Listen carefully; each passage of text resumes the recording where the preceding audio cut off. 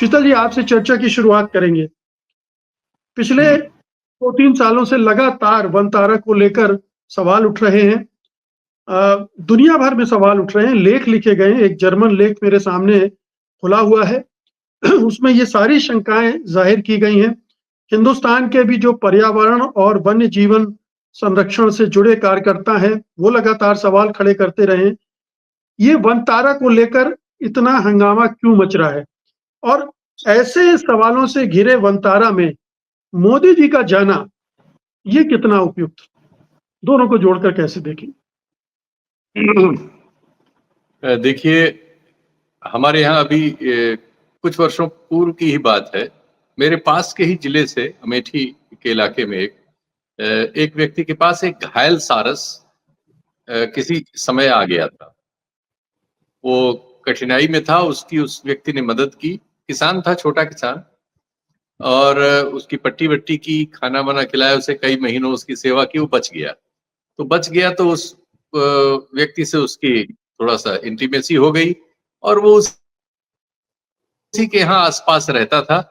कोई बाँधा-वाँधा नहीं जाता था, लेकिन वो उस व्यक्ति से उसका स्नेह हो गया था, चूँकि उसने उसकी जान बचाई थी और एक तरह से उसका वो किया था। वो स्टोरीज़ आई कई बार, उसका वीडियो आए, उसके बाद उसको हमारे वन विभाग वाले उस सारस को पकड़ ले गए और लखनऊ के ज़ू में उसको रख दिया। अभी भी कई बार वो खबरें आती हैं कि जब वो कभी-कभी वो व्यक्ति वैसे तो उसे मिलने नहीं देते, लेकिन कभी-कभार वो जाता है तो वो पक्षी उसको पहचान जाता है, अभी भी जीवित है और उसकी ओर भाग के आता है। उसके बाद वो कई दिन डिस्टर्ब रहता है, ऐसी रिपोर्ट्स आती हैं वहाँ से, तो इसलिए वो उसे कम वहाँ जाने देते हैं। तो ये एक घटना है जिसमें एक साधारण नागरिक भारत का शामिल है, उसके लिए कानून की एक व्यवस्था है। दूसरी, हम जानते ही हैं कि कई बार जंगली इलाके जो हमारे हैं, उनके आस-पास रहने वाले किसानों के यहाँ हिरन-विरन के बच्चे इस तरह से कभी छूट जाते हैं या अन्य जीवों के, तो वो फिर सौंप दिए जाते हैं वन विभाग को। हमारे कानूनों के अनुसार, जो हमारा भारतीय वन्य जीवन कानून है, जो शेड्यूल 1 के जो जानवर हैं, जिसमें शेर, चीता, बाघ ये सब शामिल हैं, तेंदुआ वगैरह, हाथी, पर्टिकुलरली हाथी हमारे यहाँ सबसे ज़्यादा है। इनके बारे में ये है कि, और एक तो हाथी के लिए जो जगहों की ज़रूरत होती है, ये कुल 3000 एकड़ की इनका ये है। अब इसको चिड़ियाघर कहें या क्या कहें, जी। और ये जो रिफाइनरी है, रिफाइनरी के साथ की ज़मीन थी जिसमें उन्हें पेड़ लगाने थे और उसे ग्रीन बेल्ट में दिया गया था। अतिरिक्त ज़मीन इसलिए दी गई थी। अब पेड़ वगैरह, उनका दावा है कि उन्होंने बहुत से लगा दिए थे वहाँ। उनके दावे को हम पेड़ के मामले में सच मान लेते हैं। लेकिन उनको इस तरह से प्राइवेट ज़ू की परमिशन कैसे मिली, जो उन्होंने ज़ू नहीं कहा है। वो कह रहे हैं कि वो तो रिहैबिलिटेशन सेंटर है ऐसे जानवरों का जिनको, जो तकलीफ में है और जिनकी कठिनाई में है, घायल-वायल है, उसके लिए। ऐसे कितने को उन्होंने रिहैबिलिटेट, और इसके लिए भी परमिशन चाहिए ही चाहिए। हमारे नेशनल ज़ू अथॉरिटी की भी चाहिए, लोकल स्टेट की भी चाहिए। अब कौन किसने कैसे परमिशन दी है, एक इंडस्ट्रियल एरिया के ग्रीन बेल्ट जोन में इस तरह की कार्रवाई करने की परमिशन कैसे, कब मिली, इन सब चीज़ों के कोई उत्तर अभी सार्वजनिक जीवन में नहीं। दूसरे, हमारे जो कानून के अनुसार इस तरह की कोई भी फैसिलिटी है जिसमें आप प्रदर्शनी के लिए किसी चीज़ को रखते हैं, तो उसको सार्वजनिक करना होता है। वो आप एक मतलब अपनी रुचि के अनुसार नहीं रख सकते कि आप जिसको चाहेंगे उसको दिखाएंगे, यानी वो प्राइवेट ज़ू तो नहीं हो सकता। वो हमेशा एक सार्वजनिक ज़ू होगा, जब भी होगा जब उसमें इस तरह के जानवर हों।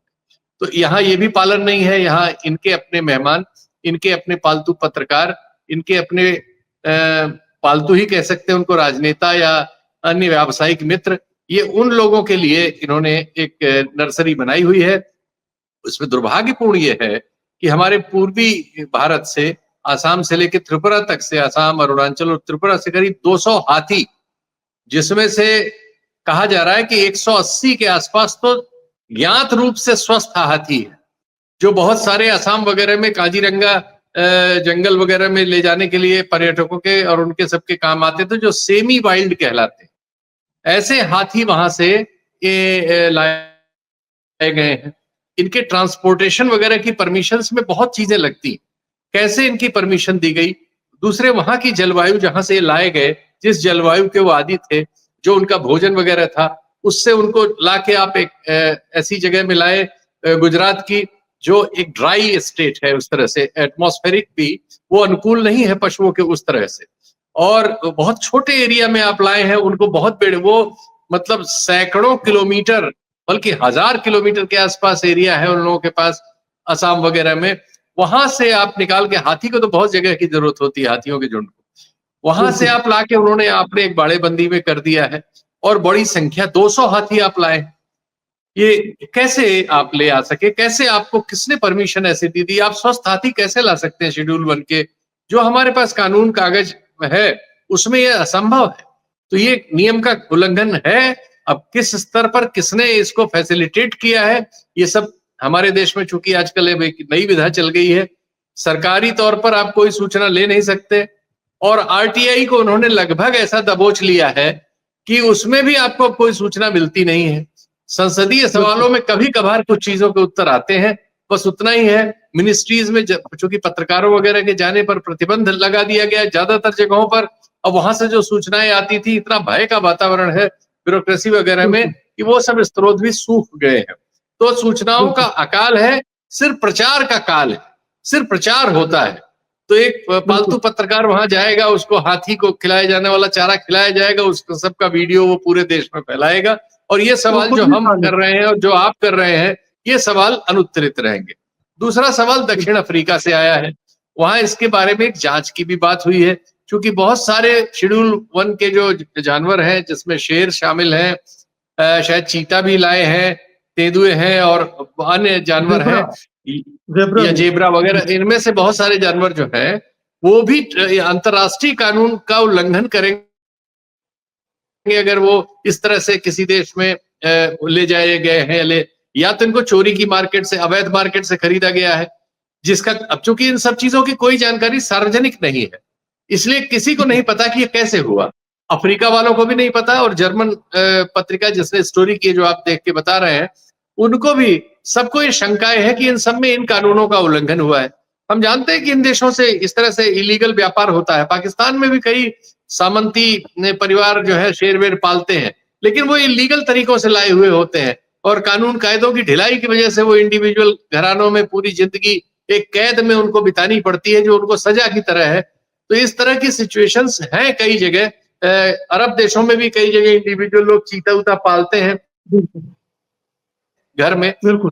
तो ये सब अवैध तरीकों से खरीदे हुए जानवर हैं, लेकिन इतने बड़े पैमाने पर घोषित और ज्ञात तौर पर कोई इस अपराध को कर सकता है और कानून से बच सकता है और कानून उसके सामने ही नहीं आएगा, ये सिर्फ भारत में संभव है। जैसा हम इन 2 उद्योगपतियों के, जो देश के शीर्ष पे हैं, के विभिन्न मामलों में देख रहे हैं कि जहां कानून इनके सामने नतमस्तक है, वो चाहे अंतर्राष्ट्रीय स्तर पर सवाल उठे या राष्ट्रीय स्तर पर, इस मामले में भी यही लग रहा है।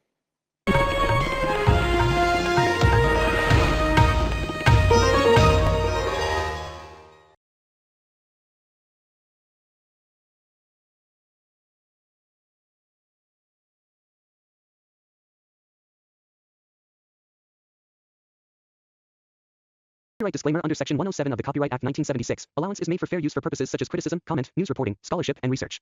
Fair use is a use permitted by copyright statute that might otherwise be infringing.